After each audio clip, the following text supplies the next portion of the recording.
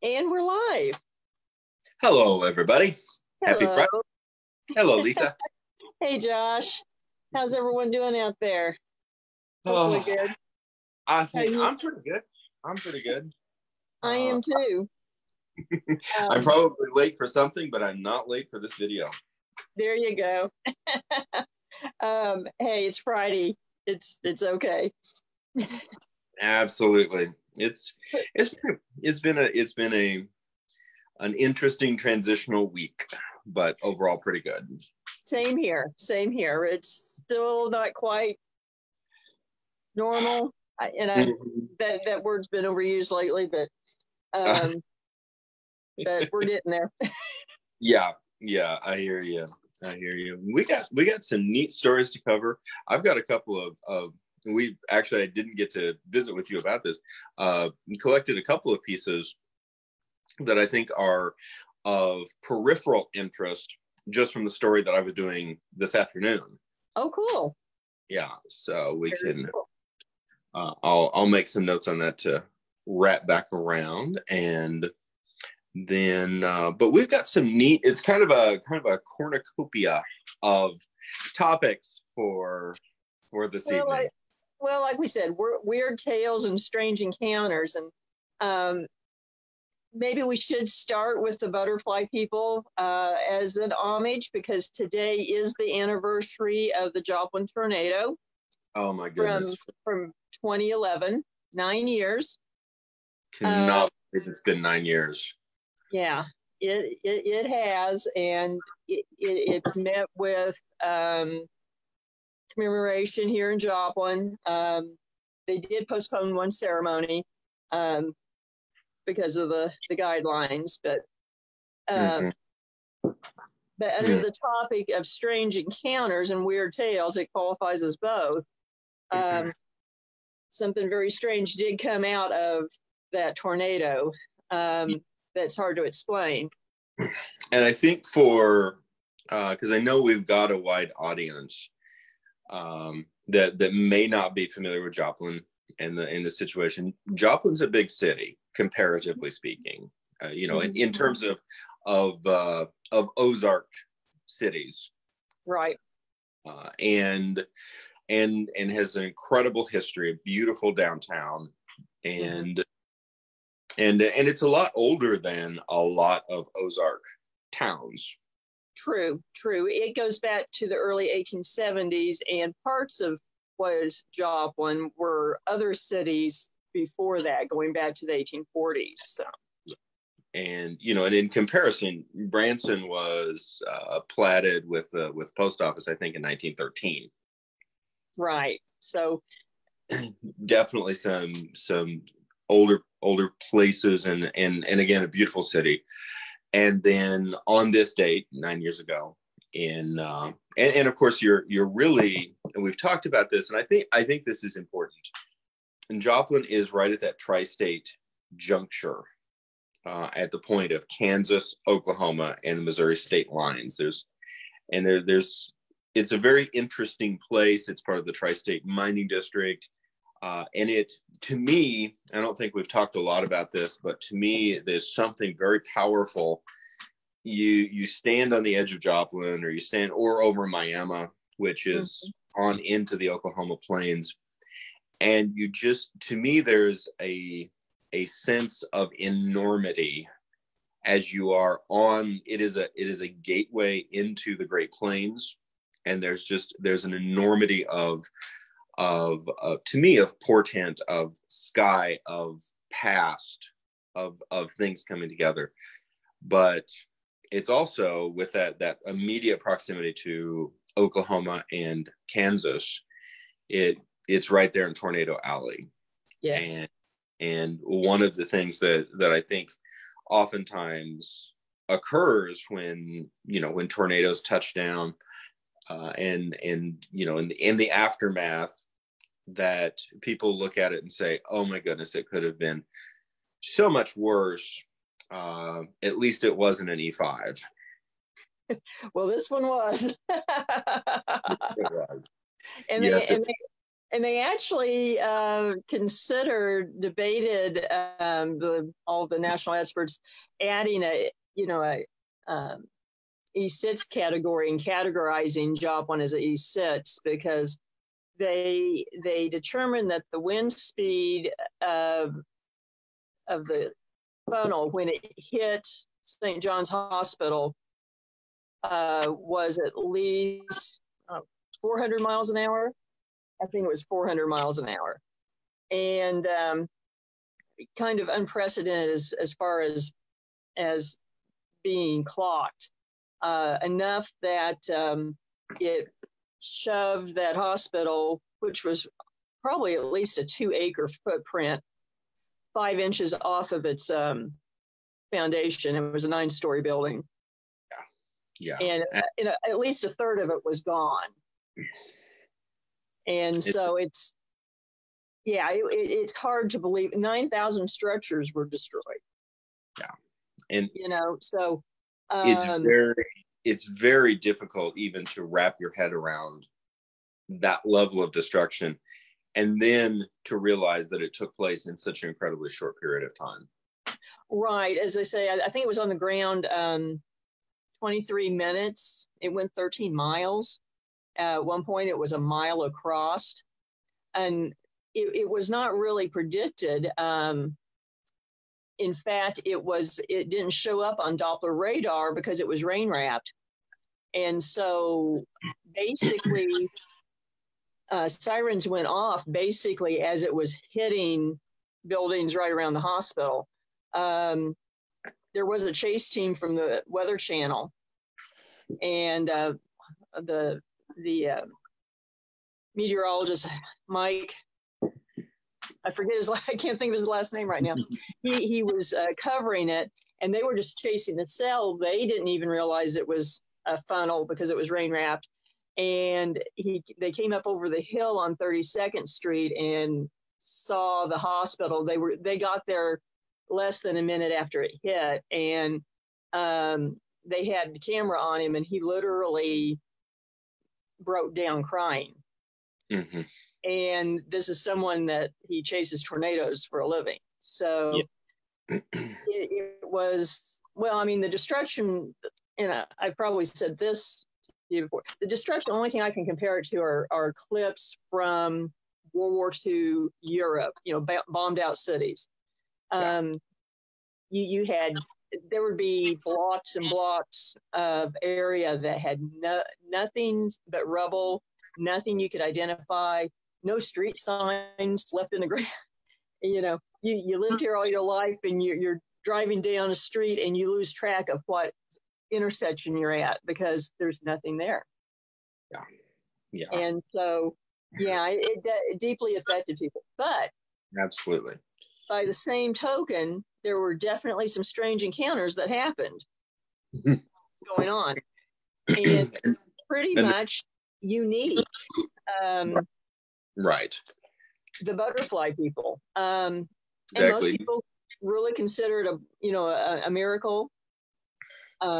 We had dozens of small children recite the same experiences as they got to hospitals, and first responders found them. They would tell of the butterfly people, and they said they were beings of light. They were taller than an average person, bigger, and they had butterfly wings. And they described them as staying with them or the group of people they were with, and that they were protecting them, holding them down, keeping debris off of them.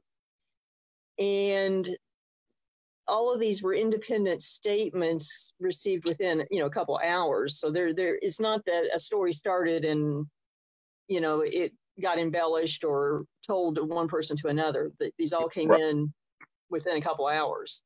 Mm-hmm. And then by the same token, there were people who witnessed shadow figures, which oftentimes are associated with something being negative or evil, but they were described as cloaked shadow men that would walk along with the survivors as people were coming out and walking down the streets trying to find help. that they would be walking along, and the descriptions of witnesses were that they were escorting them, making sure they got somewhere. No one had a feeling that they were negative or harmful or something to be feared, which is unusual. It is. It is. And of course, we've talked a little bit about this, but just the sense that this level of destruction, this level of storm, creates an enormous amount of energy release. Yes. Do you think that's contributive to the reports? It might be. I mean, it was such an intense cell and so sudden that so much energy was released in the atmosphere that, I think it could be related to that. And, it was a day that the high school was having its graduation. People were out and about. It had been predicted that this storm line was going to go north and around. No one was expecting this coming through town. And so it's almost like they showed up because warning wasn't there. I mean, that's almost the sense, Mm-hmm. They knew they had to be there. I mean, you don't know. So I'm not sure which is the chicken and the egg, if the energy brought them or something else. But, and I've never encountered another, storm researching that was quite like that as far as being described as the butterfly people. Very, very true. And none of them described them as angels either. Mm-hmm. Mm-hmm. Which is unusual. It is. And it, something that we have talked about with one of the theories, and I think it's a good theory. I don't know if I believe it or not, but I think it is a good theory. And I like talking about it just to, more, I think, to roll it around in my own mind. But the theory goes, of course, like this, that there may be some sort of unknown experience that involves things like, some going back to my Star Trek roots, a temporal shift, a rift of some sort, a point that we as human beings would get pulled into a beyond, and it involves time shift, it involves time loss, it involves an experience that, because, for example, if it were another dimension, that the human mind, which of course is stuck in this dimension, simply cannot comprehend it. And so it, for lack of a better word, the mind kind of runs home to mama. And goes back and says, okay, there was no point of reference, so I will add things in to try to make it make sense. And so in that case, it would be going back. It would be going back to what does our culture say that would fill in with unexplained experiences. The Irish folklore culture, of course, the theory is that it would go home to being abducted by fairies. And the American 20th century, latter 20th century story that would be stuck in our heads from having watched, War of the Worlds and E.T. and X-Files are, over the course of 50 years would run home to, I've been abducted by an alien, and the mind would fill this in. I think that's a really interesting theory, and it's certainly not an impossibility. But what is very interesting about this is that these kids, let's play that scenario out for these kids. Why on earth would their minds run to something that they had no previous point of reference? Exactly. And, and even some of these kids, I'm sure they watched movies or whatever, and, could have said, oh, it was an alien, or it was this or that, or angels or whatever. And none of them did. And it was almost as if, they all had the same thought at the same time. And recounted it within an hour or two the same way. But it had enough impact on everyone that there's a number of murals and other art installations that are all about butterflies. Yeah, I think that it's really beautiful. It is, and ironically, a lot of them don't reference where it comes from. So, in 40 years, there's going to be people around town going, why are all the butterflies here? We're not on the migration path of the monarch or something. But it's definitely a strange encounter that no one can really explain. You're very, very right, and I think it's both interesting and beautiful, and on some degree, I think it's very comforting. Yes, and that's how they all felt. They felt protected, Mm-hmm. And it was the same with the shadow men that were observed with survivors. Everyone felt calm and that they were there to take care of them. Which is, again, very unusual to be associated with shadow men. Right. Plus, you have the contrast there. You have light beings and then shadow beings, both there, sort of the before and after almost. It is. And one of the things that, and we haven't talked about this, but of course, on the heels of this unprecedented storm 9 years ago, there's a couple of things that really came to mind. One of them, of course, is one of my favorite traditional country music songs of all time, Riders in the Sky. But it's also associated with the stories, the Norse and Anglo-Saxon stories of the wild hunt. And in some cases, that is Odin leading the wild hunt. In some cases, post-Christianization, it is the devil leading the way, depending on who's telling the story. And I think there's, again, I don't know quite what to make of it, but I think from an energy standpoint, obviously there's a lot of weather pattern that's just, okay, it's meteorological, but I feel like there are some storms that do have a personality. Well, yes, and this is one that, again, they can't, everyone was shocked. I mean, it was all being tracked, and it was hidden behind a rain wall so well the radar couldn't, multiple Doppler radars didn't catch it. Did not pick it up, which is it. There are those times and places that our natural world, and sometimes possibly our supernatural world, reaches out and confounds our arrogance. Very true. And, you talked about a temporal rift. It's almost as if there was a rip in dimensions or through the veil, and these beings appeared. And there was certainly no reason to doubt any of the witnesses. Mm-hmm. And certainly one that, as far as I know, has not been repeated before or since. So absolutely, it was a tragic day. Oh, it definitely was. I mean, it was. Yeah, like I said, it was just a bombed out city, basically. Unbelievable. I remember I was in Iowa at the time, and one of my nephew's friends is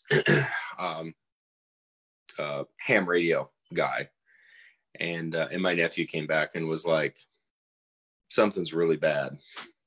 Something happened in Joplin. It's really bad. And that was, during that. So, yeah. Oh yeah, there was no cell service, or if something went through, you might get a text 2 hours later. All the towers were down. Phone system was out. There was, there was nothing. And they literally, word of mouth, they figured out where Ground Zero was, Home Depot, actually. And people just started going there, including my son Alex, and they literally, everyone that showed up said, okay, you have a group, you have a group, you have a group, you're going here, here, here, and you're marking everything this way, look for bodies and look for survivors. Mm-hmm. Mm-hmm. Yeah. What was at the end of the day, finally, with the total, what was the casualty count thereabouts? The total, the official total was 161. Wow. There were urban legends that it was more, but and I'm not sure that we really know, because I'm not sure that any homeless were counted in that total. Mm-hmm. Yeah, that would make sense. Yeah. So unbelievable. Well, you brought up urban legends. We have so and this is kind of I think a hybrid. It's something I don't know a lot about. You have some leads on a very interesting cavern in Arkansas. Yes. Blowing Cavern is in Cushman, Arkansas. It's not far from Batesville. It was discovered in the 1880s, and shortly afterward, from the description and everything I've looked at, it's got an underground river in it. There's a lake. There's a waterfall, and shortly after finding it, they started using it to party in. Not unusual. From then through Prohibition, it was used as a speakeasy and all that. But even during some of the fairly early expeditions into the caves, there were reports that they encountered human-like beings there, and that the entrance was a ways in the cave, and you between a crevice and so forth. And the reports were they believed that these beings were living in a subterranean area, and they described them as bluey, chalk-like skin. Very odd. Very odd. And so there's some reports I've read. I'm not sure on this, but perhaps some unexplained lights are seen in the cave at times. But these the blue men, they call them the blue men, apparently have been witnessed supposedly at different times from about the 1890s forward. But then, the scientists in the area don't give it much thought. They don't see, no, this is impossible. But the stories and accounts persist.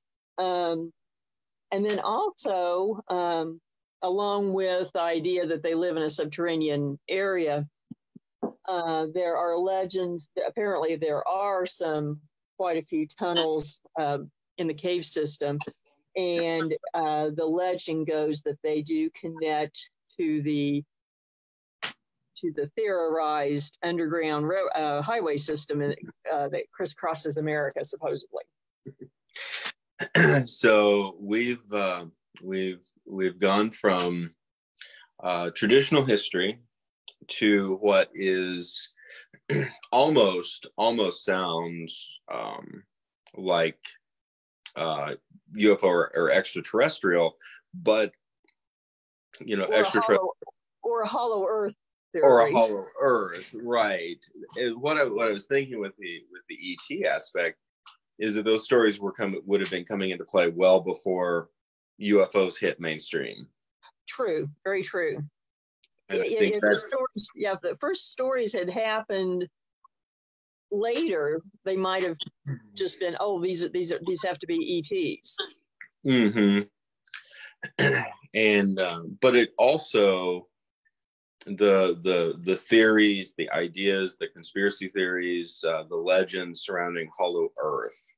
I think those are very, very fascinating. I think there's certainly aspects that say it is potentially unrealistic, but at the same time, what is underneath is really one of the least explored areas of our planet, which is very true, very, very true. And along with that is, of course, we've talked about, and of course we're,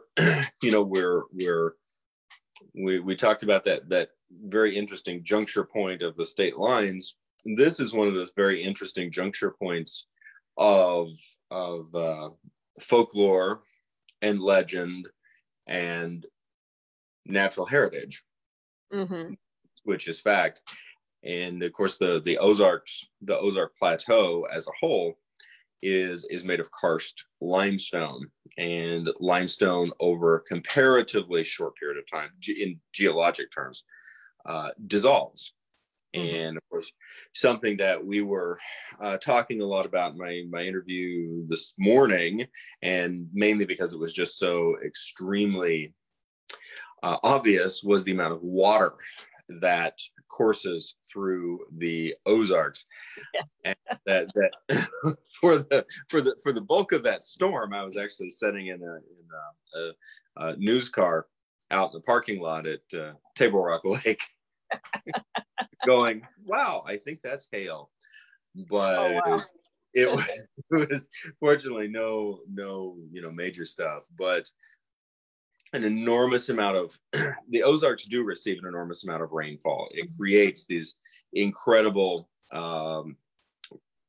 creeks and streams and rivers, and then you have this karst limestone that is easily dissolved. It becomes very porous and filled with hollowed out by the running water over thousands and thousands of years, to create this extremely intricate cave system that sometimes we go right over the top of, we don't even think about. And it is sometimes a little creepy to realize there's just a huge cave system infrastructure under all of us. Well, another thing there too is that the whole area right there was a mining area too for manganese. Okay. And so that probably contributes to that a little bit too. And also a recurring theme, another thing with the cavern is it is reputed to have been a James Brothers hideout, and there are legends that they buried some of their money there. This place has everything. It really does. Oh, and people say they hear Indian drums being played. Very, very cool. That reminds me, ages ago when I first started State of the Ozarks, this wasn't even an interview. It was just a conversation that I was having with an older woman who was of Cherokee ancestry, and like many with Native American ancestry, particularly I think in this area, I think she was a quarter Cherokee, but she was blonde and had blue eyes. Yeah. But she was, but I think she was a quarter, documented as a quarter Cherokee. And we were talking, and she looks at me and said, because I was talking about, heritage and everything. And she said, "Has anyone ever told you about the drums?" And I'm like, "Not specifically." And she just goes, "I've heard them." She's just going, there will be times that I hear the drums. And sometimes it's in the forest, sometimes it isn't. I recognize them. I know that they're there. I know why, I can hear them because this is my ancestry. Almost a residual imprint. Well, and apparently in this cavern that happens. Wow. That's exciting. It makes me want to go. When I first started State of the Ozarks, people were like, and of course we cover a lot of different topics that are Ozark related, but people were like, "Are you going to ever worry about running out of stories?" And I mean, within the first month, I was going, "Oh, I'm just trying to keep up." And I feel like it's very much the same with the topic of Dark Ozarks. Ozarks are, pardon me, the Ozarks are a really, really large state-sized plateau. Yes. With an incredible history.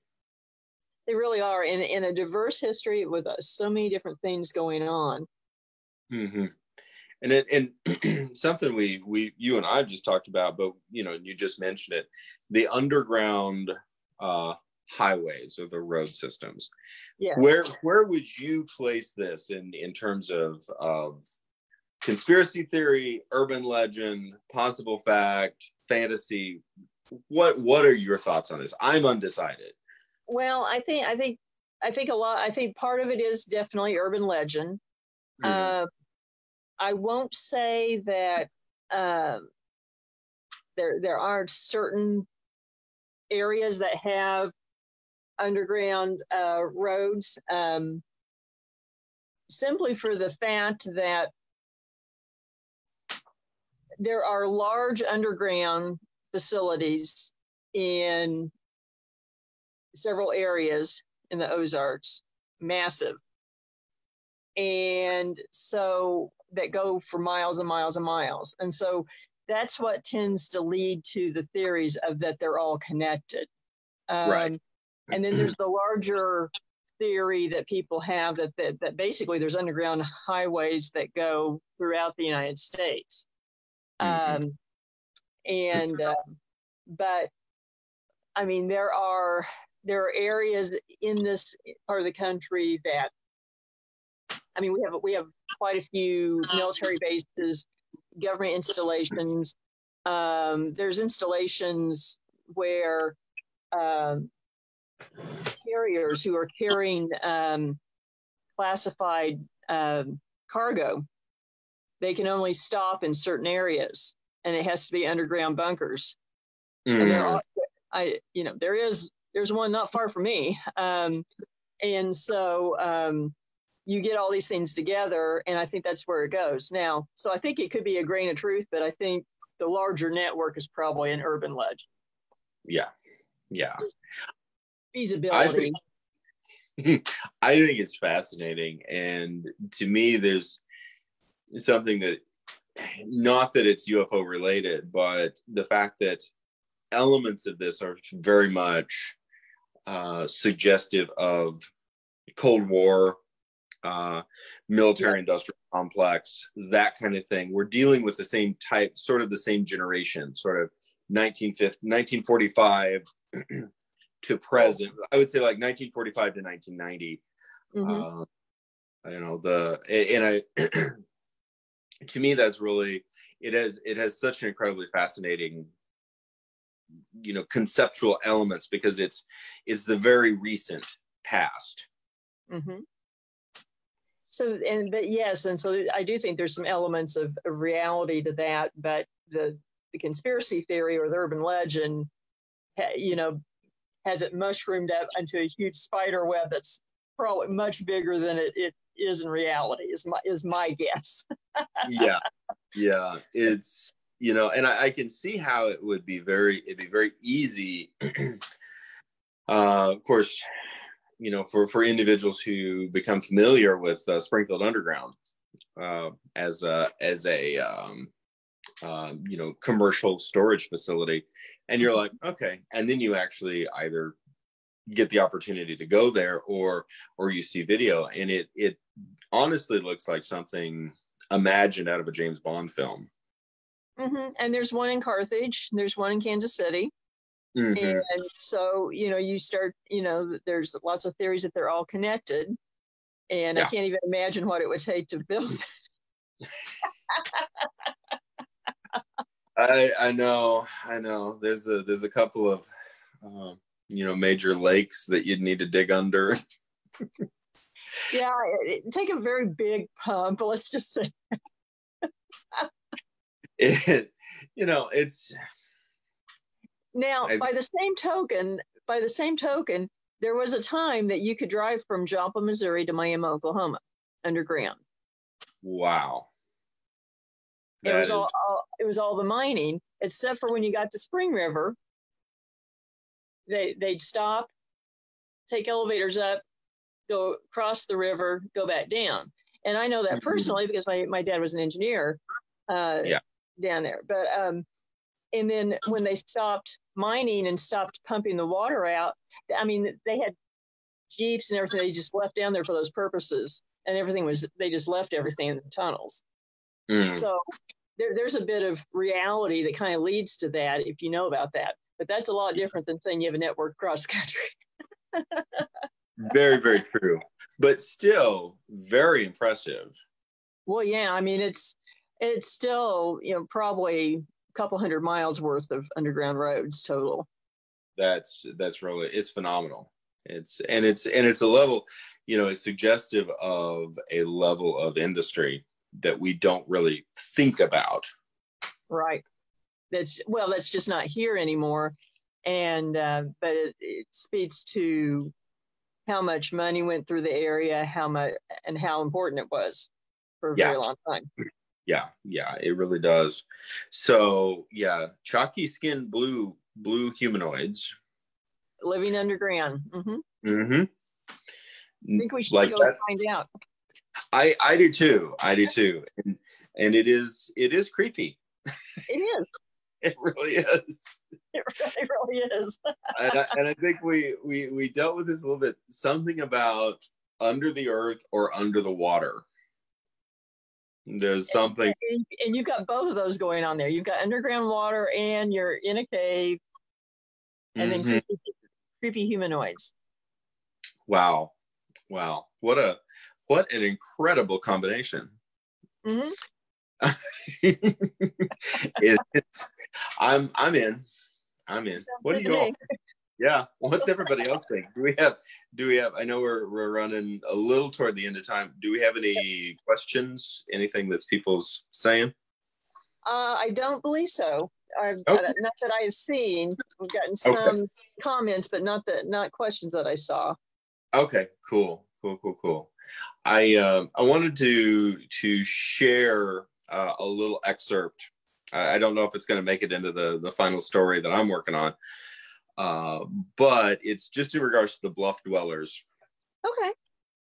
And this goes back to the 1950s, and one of the things that, there was a number of things that happened.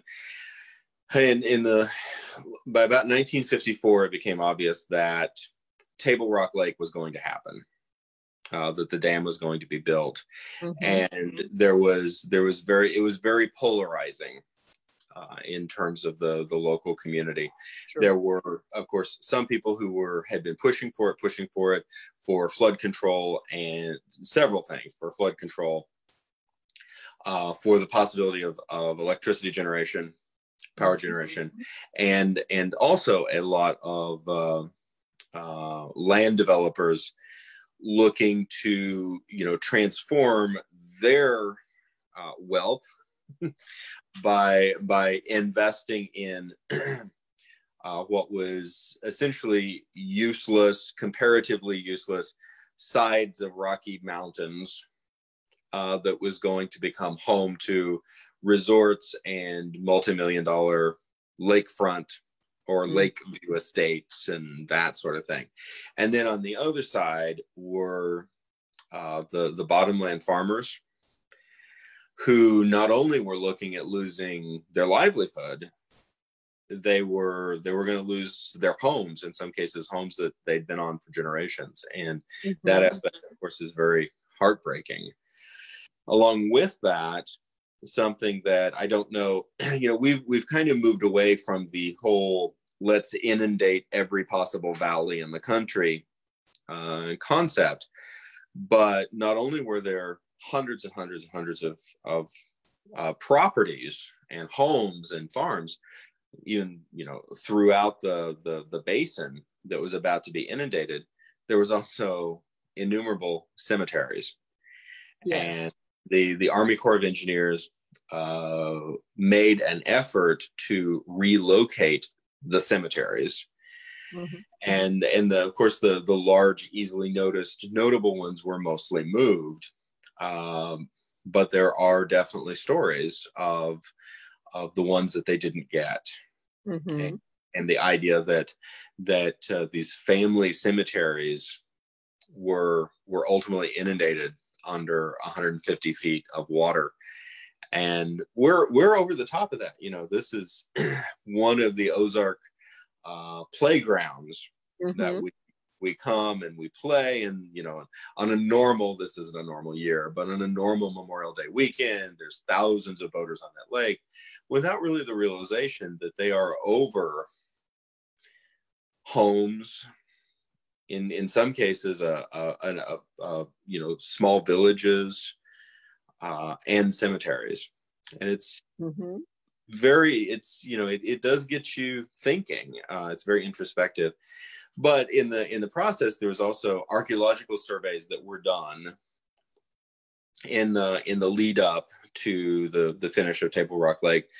And one of them was and I just really found out about it today, but it was an archaeological survey that was done up on near Kings River called Jakey Shelter, and it was a Bluff Dwellers location.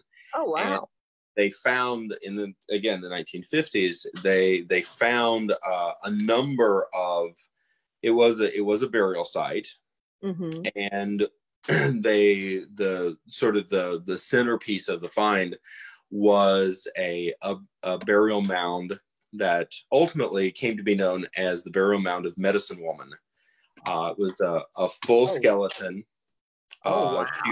The skeleton was identified as female, and all of her burial accoutrements were still with her in this. And the time frame that they're looking at for this, the estimated time frame, was between 1,000 and 2,000 years ago. Wow, pretty old actually. Yes, and this, I don't know how well it will show. Tom Koob, big shout out to Tom Koob, who I interviewed today for Color 10, wrote Buried by Table Rock Lake, Tales, Anecdotes, and Facts about everything covered by the lake. This is his book. It's really nice. But here's a photo. These are just some of the things that were discovered with with Medicine Woman. Yes, her belongings, and in one case it was even a leather pouch that still had herbs in it. Oh wow. So, and I don't know how well it shows, but you should be able to see the skull in the middle. This is the burial mound that they uncovered. Yeah. So, wow. You know, one of those, I think so often, if you're not a trained archaeologist, you could look at something and be like, I don't know. And a trained archaeologist could look at it and say, this is a very profound find. In this particular case, with a complete skeleton with accoutrements, you wouldn't even have to be an archaeologist to realize this was profound. Oh, wow.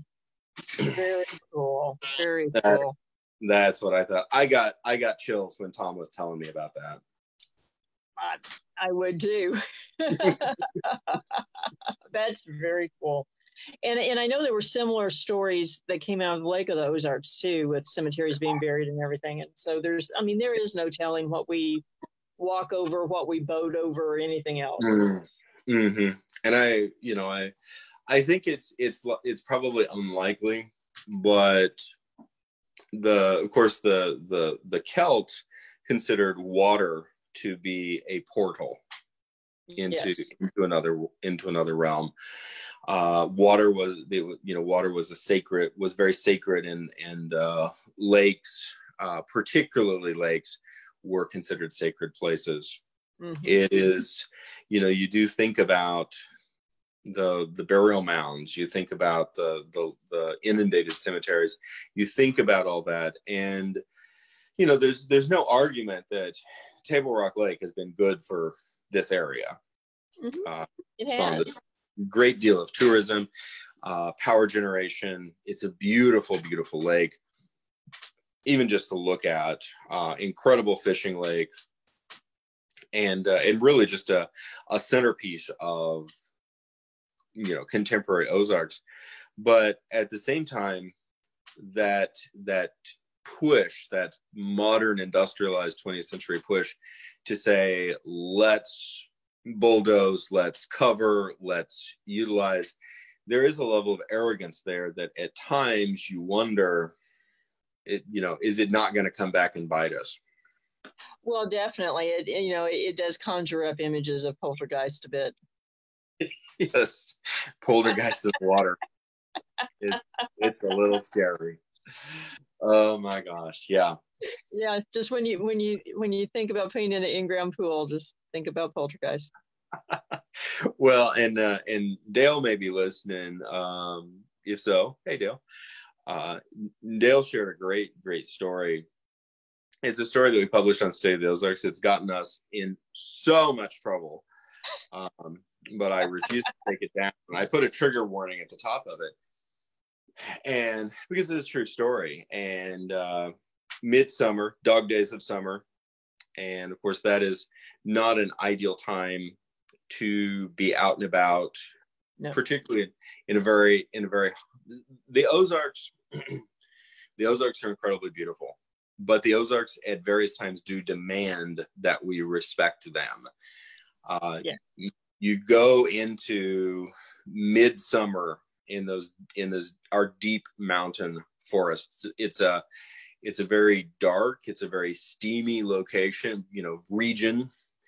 And as you get further and further into the summer, there are risks, and the biggest risk comes in the form of cottonmouths and copperheads. Mm-hmm. And sometimes pygmy rattlers. We've got about 4 venomous species mm-hmm. Of snakes. They're fascinating. They're beautiful. They're meant to be respected. And of course, we've got tons of other non-venomous species of snakes. And it's important to, so if guys, if you don't like copperheads and cottonmouths, if you find king snakes, if you find rat snakes, if you find black snakes, they will keep the copperheads away. Mm-hmm. Balance is important. And, but Dale shared ages ago, and it is on State of the Ozarks, his personal story of being in one of the water coves, one of the lake coves, night fishing, and shining the light and seeing countless red eyes in the dark, and they were copperheads, or not copperheads. They were cottonmouths, which of course the cottonmouth is a water snake. They float on top of the water when they swim, and yeah, water moccasin. And of course we have this this impression, and this is what got us into trouble. There's just this consistent impression: snakes are more afraid of us than we are of them. Let them alone. They'll leave you alone. Everything's good. And in many, many cases, that is 100%, 100% true. In some cases, particularly if, the animal in question, whether that be a water moccasin or a moose or a bison, if they're protecting their young, that can change. Mm-hmm. And Dale said, as they were there, and they're in a boat on the lake, and they see all of those water moccasin eyes reflecting, and then the snakes start moving toward the light, moving toward the boat, and encroaching on their space. And I was like, yeah, we got out of there. And it is, and I think this is telling, first of all, that the Ozarks are a complex place. And there are many times that it is not only beautiful and safe and fun and healthy and wonderful, and once in a while, nature bites back. Oh, that's very true. And actually, as you're telling that story, it reminded me of a story of something that happened to my dad once. What was that? Well, he was, and seeing the farm, he was working on the water gap, and the road at the low water bridge, and a neighbor had come down, and elderly neighbor, his name was Ray, and he always talked with a pretty slow drawl. And my dad's in the water, in waders, working on the water gap, and Ray says he looks up, and coming towards Dad to his back is a water moccasin. And before he tells him, wait a minute, there's a water moccasin, but before he can get it out, before Dad realizes what's going on, the snake goes into his wader. Oh my gosh. And I can still remember, I was probably 7 or 8. I can still remember Ray telling coming up to the house and telling me and my mom, yeah, I'm not sure who came out of that boot first, him or the snake. But amazingly, the snake didn't bite him. Good. But again, it's that about you just never know. No. You know? No. You really don't. And I think it's, while I really respect, I do deeply respect the importance. And I think you posted something about this. It is very important that we not react negatively or hyper react, that we preserve as many of these species as absolutely possible. But I think it's almost a level of disrespect to sit back and arrogantly say, oh, I can tell you exactly what this species is going to do. I'm going, have you asked the snake?